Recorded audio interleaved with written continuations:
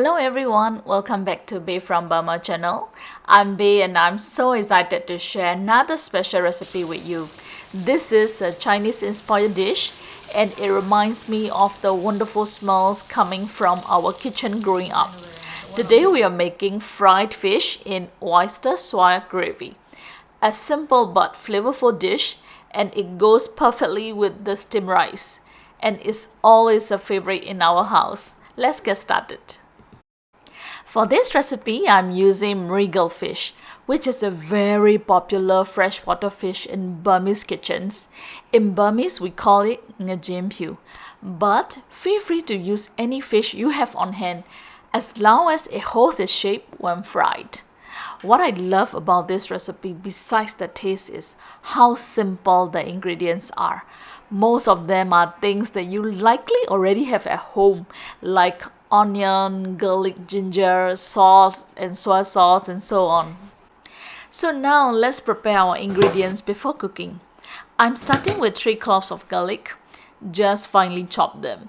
Garlic gives that lovely base flavor that I really like, and it smells amazing when it hits the hot oil. Next is the ginger. This is about 1-inch piece. Here I slice it first and then chop it finely, just like the garlic. Ginger adds a bit of heat and depth that really makes the gravy really comforting. Here I have 1 medium onion and I'm cutting it into rings today for a nice look in the final dish. But if you prefer, you can chop it however you like. It won't change the taste. Next is the fresh coriander. This is for garnishing purpose only. And I'm just using a small bunch and I trim it into 1-inch pieces and make it ready.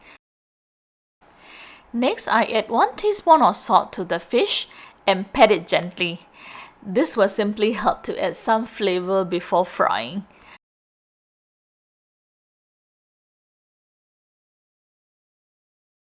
Now it's the time to fry the fish. First, I heat a generous amount of oil in the pan. Then I add about a 1/4 teaspoon of turmeric powder, which gives the fish a nice golden color. Next is the optional step, but I really recommend it. I mix in 1 tablespoon of tempura powder. This helps reduce oil splashing and stops the fish from sticking to the pan. And then I gently place the fish into the pan and fry each side for about 2 minutes only, just until they turn lightly golden. We are not aiming for the crispy texture here since the fish will be simmered in the sauce later. This quick fry is just enough to seal in the flavor and keep the fish tender. Now comes my favorite part, the savory gravy, where the Chinese inspiration really shines through. In the same pan, I reuse about 3 tablespoons of oil from frying the fish.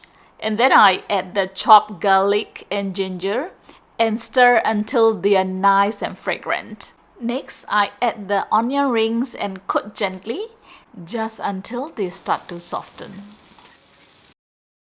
And then I pour in 1 tablespoon of soy sauce and 1 tablespoon of oyster sauce. The combination of these 2 sauces really brings out the classic Chinese-inspired home-cooked flavors that we are looking for. As for the final step, I add about 250 ml of water and bring everything to a gentle boil. Once it starts boiling, carefully return the fried fish to the pan. Let it simmer for just 1 minute, which is just enough for the flavors to come together without making the fish too soft. Now gently remove the fish and gravy and place them on a serving dish. Sprinkle with fresh coriander that we prepared, and there you have it, fried fish in oyster soy gravy. A comforting dish with full of home-cooked flavor. The gravy is really rich and savory, and it pairs perfectly with the rice. Thank you so much for watching. I hope you give this recipe a try. Your family will love it for sure. See you next time. Bye bye everyone.